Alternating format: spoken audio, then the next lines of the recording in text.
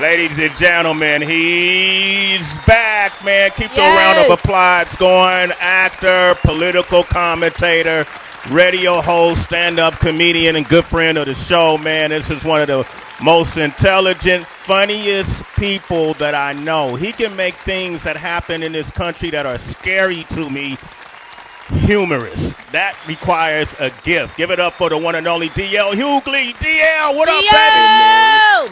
what's happening, baby? How you doing, Sway? What's up, T? How y'all? Oh, Hey, good, one of my man. faves, always. It's me and Tracy G. How y'all DB doing? is hanging out with us too, DL, man. How you been, bro? We haven't spoken in a while. I know, man. I've been very good, man. You know, it's the first time I'm excited because it's the first time I performed in New York in 2 years. So it's because of COVID, and I'm very excited. I'm doing good. What about y'all? Tracy, go for it.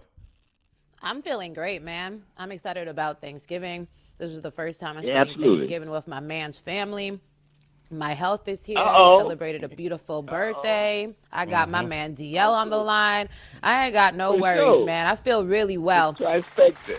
Yes, And it doesn't mean indeed. everything is going my way. You know what I'm saying? But it doesn't Yeah. have to go my way for this life to be beautiful. So that's where I'm at. Hey, DL, That's man. dope. That's dope. I've been walking on eggshells, man. I'm to the point every time I got a sniffle or a cough, I wonder if I caught it, man. Man. It's that bad. You can't cough these days. You mess around. Like I'm in New York now. I gig tonight, but then I go to Atlanta to be with my whole family's being at my daughter's house because I got a new this is my first Thanksgiving with my new grandbaby, and it's exciting for me because it's the first pretty child we ever had in our family. I'm dying. My I'm kids dying. was hideous. My wife was like, "How come you don't take them outside?" Because it's light and people know me. That's why I can't take you. Come on. Hey, man, when your kids hear these jokes, bro, what do they say? They don't say nothing when you come on? Like, screw you, dad? Well, what are they gonna say? They can go home and cry in a pile of money. What they gonna do? What they gonna do? Money's the What new they gonna do, tissues. Hey, man, I hate when you talk like that. You like your car? See, there you go. It's a fair exchange. it's a fair I don't exchange. I don't think they like. Nobody likes to hear their intimate details played out in front of the world. But it's the price of being in the family. Yeah, man. DL Hughely is with us. I'm opening up the phone lines, 888-742-3345. Anything you want to know, ask DL.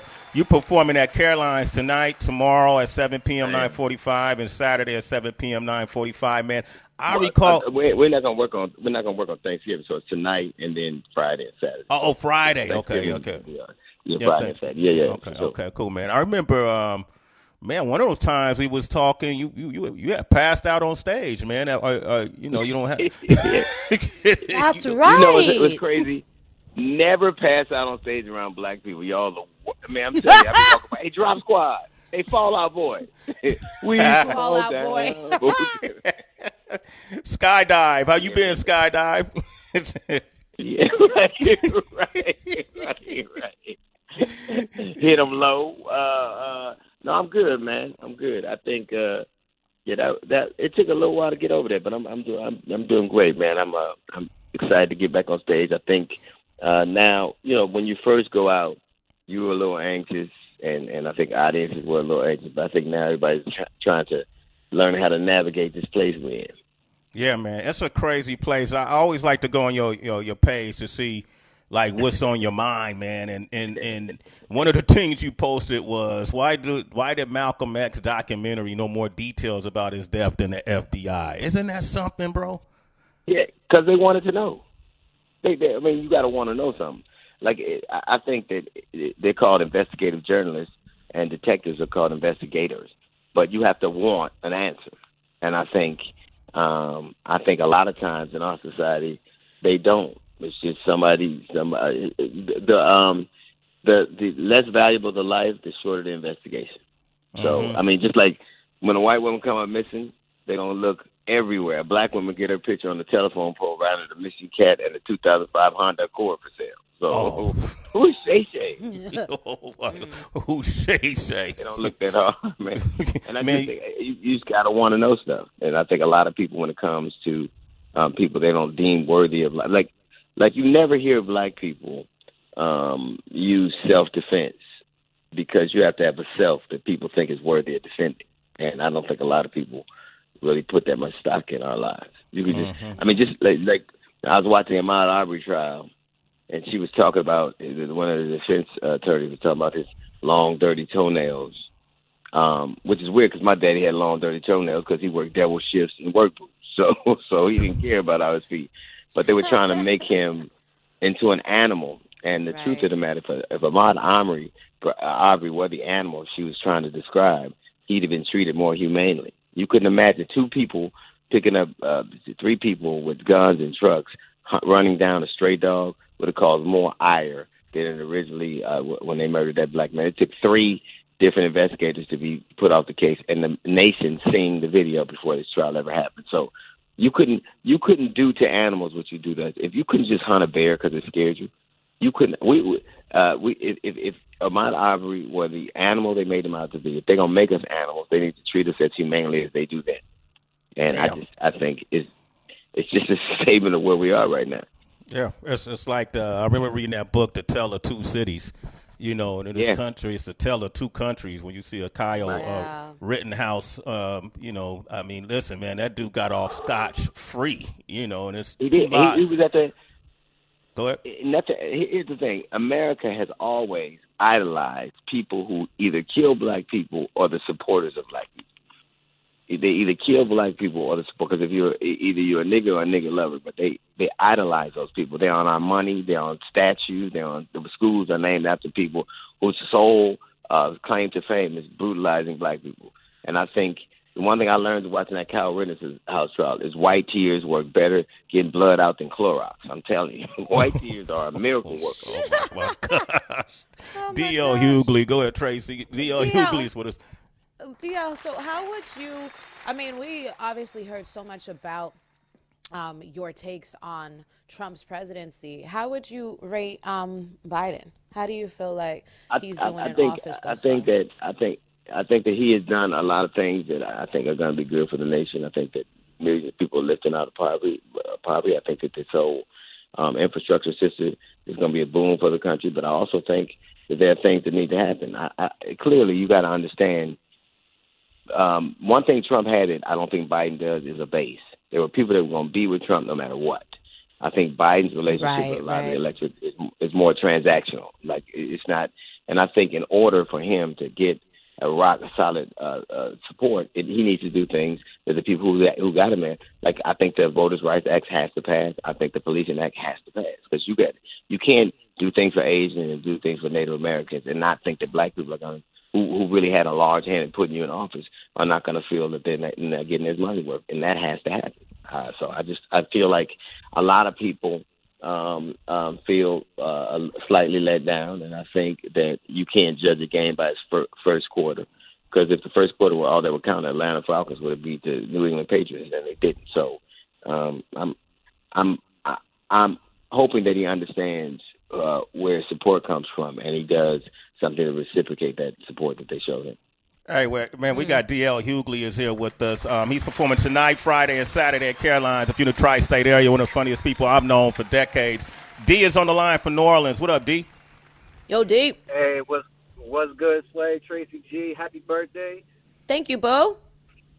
No problem. Hey, D.L. Hughely, I just wanted to give you a shout-out, man. Give you your flowers. You're one of the greatest to ever do it. Thank you, man. You know, I caught you since the Kings of Comedy, and I just wanted to say, you know, much respect to you. I know you were on the show like a month ago or something like that, and you were talking about a book you had written. Right. And I hit Sway up on the gram, but he didn't answer me, so I ain't gonna, you know. I ain't gonna fault you for that, bro. It's all good. Shade. Okay, wow. And you hear that, DL? Boy, they cut low, baby. Yeah, I do. Day before Thanksgiving, too. Yeah, that dry snitch. I wanted to know the name of it because I missed the name. It's and called I explained what the name was, and it's all good. How to Survive. The latest one's called How to Survive America. You got it from DL himself. How you gonna get mad at him if he got the title wrong? No. Shit. D. Hey, Right. man, no, it's all good. I All love right. y'all. I listen to y'all every day, and I just wanted to say thank you. And God bless. Happy Thanksgiving to y'all. Same to you. You Damn. too. Dry snitch. Yeah, he tried to go in, man, on my own platform. Yeah, How man, he about did that? Your go own in. platform. Yeah, it is. man. It is. I felt kind Who of was your guilty. screener? Y'all got to screen better. Jeez, man. We just let everybody on. Roderick's on. He's from Ohio. Man. Grand What Rise. you got, Rod? Hey, how's snitching. everybody doing? Doing great. Say hello to DL. What's going on, DL? I got a question. Boy, you all right? Yeah, how do you feel about, the term black and why we still use it when it has nothing to do with the color of our skin? You know what? I think it's like, I know on the last census, for instance, it had black, Negro, African American. I don't care what somebody called me as long as it's equal. Like, I don't really care. I think I don't get into the weeds on that type of stuff. But I think that it isn't what we're called; it's the way we're treated. And so I think if what's in the name, if some people are gonna feel comfortable calling themselves black, some people gonna feel themselves African American or something. I never call myself, but some people would feel more comfortable. But I think it's not what we're called; it's the way we're treated. Why wouldn't you say African American? Right. Because it was a term Jesse Jackson made up just on some humbug type shit. Now everybody says it. And I think it doesn't. First off, I don't know that that in America black people are treated like Americans. So it's hard to put that on there. But I've never gotten to the minutia of what we're called. I think it's the way we're treated that resonates the most with me. And I think that you can clearly see there's a different standard of treatment for whatever reason. Now, I don't know what other reason you could describe that to other than race, but for whatever reason, we're not seen as full citizens in this country. And so while we're working on what we should describe ourselves as, we should work on how we are defined by this country. Absolutely. D.L. Hughely is with us. I'm going to take one more call. Mike is in Las Vegas. Mike. Hey, Mike. Hey, what's going on? Thank you for taking my call. Happy birthday, Tracy G. Thank you. I wanted to thank, I met D.L. Hughely back in 1995. I was in a cafe with my aunt. I was in between being homeless. It was kind of like my aunt was taking me out to kind of like take my mind off of things. And so it was a very little point in my life. He was like sitting right behind me with his wife. And I got a chance to talk to him, and he gave me his autograph. I still have his autograph to this day. It was written on a napkin. We had a little exchange. I was like, "Oh, you're black owned," because he was married with his wife right there. That was Right. awesome, So it just kind of like that was a low point back in '95, and it's like from that point, kind of like you go through stuff, but it's been like a trajectory. I've been married 21 years. We just got a house earlier this like a couple months back. Now you black owned. Huh? Yes, definitely. Oh, So I just wanted to call it. I've been watching you for years. Even Comedy View. I had the opportunity to go to where they were filming it back at the Normandy Casino back in the day. Yeah, for sure. Years ago, yeah. I've seen your career just really, but I wanted to call it a day. We all know what your accolades are and what you've done, and your commentary and everything like that, but I just personally wanted to call and just thank you, because you kind of made me smile, kind of made me laugh. And whenever I think of you, I think of that moment. I think of not necessarily the downside of being. Hey, man. Hey, Mike, man. We only got so much time on the air, brother. I'm sorry. My God, what's a love letter? Thank you, man. Thank you. You know how it is. You know how haters are. Yeah, but I'm hating, damn it. So D.O. ain't never signed nothing for me, Mike. All right, man. Mike, you a citizen, man. Get out of here, my man, Mike. Sway the boarded. Hey, DL, I'm in town, man. I think I'm gonna try to come out Saturday and check you out, brother. Please do, man, because I think being able to tell jokes is an endangered art. I think now, I think every time now people put way more stakes to jokes than they do to shit that actually matters in their life, and it's just an amazing thing. But I think in order to keep this art form viable, you got to do what you do and stand on it and see what happens. So yeah, man, it's a pretty funny time. It's a pretty funny time. Now, let me ask you something, man. I'm gonna give you two names, and I just want to see your response. Richard Pryor, Dave Chappelle. I think they're both the same thing. It's like who's better, Kobe or LeBron or Jordan. I mean, I think they're all men who elevated the art and who I don't think I've ever seen anybody hit that creative peak. It's like you see a running back who goes on a great streak or a scoring streak.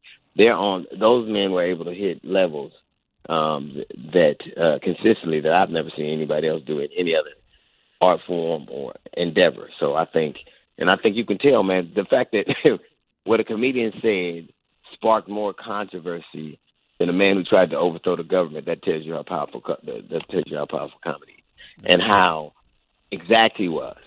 Like Dave Chappelle's Dave Chappelle's assessment of what things look like. Everything they did subsequent to that showed that he was telling the truth. Everything they did, like they wanted to ban, like when the Netflix employees wanted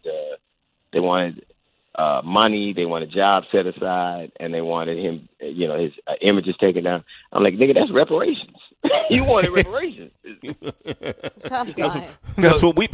So, right, we have a lot in common. Yeah, so white people wanted reparations from the black dude who they felt did harm to them. He's a comedian. He's not Thomas Jefferson. He didn't sell your mother. Like, it's so. I think it tells you how. And I think the notion that anybody's above a joke. I think there's something you can find about any situation, and I think that for a group to say you because of the violence perpetrated against us that we should be off limits. I don't know a black or brown or yellow person that couldn't say the same thing. Like we Indians could say, man, you should be able to celebrate Thanksgiving, but nobody does that. Mm-hmm. So I don't think anybody's above anything, and I think that there are things that are just funny about everything. Like I don't know, I wouldn't be mad at dude for dating a transgender. He got to have advantages. Like he ain't never got to worry about a pregnancy scare. That's for sure. I'm late. What, for what, nigga? Work? Are you late for work? D.L. Hughely, man. Give my brother a round of applause. Once again, you can catch him tonight at Caroline's, Friday at Caroline's, 7 p.m., 9:45 p.m., and Saturday at Caroline's at 7 p.m. and 9:45. Love you, D.L. I love you, brother. Back at you, man. I'll see you this weekend. Happy Thanksgiving and happy birthday. All right. Thank you, bro.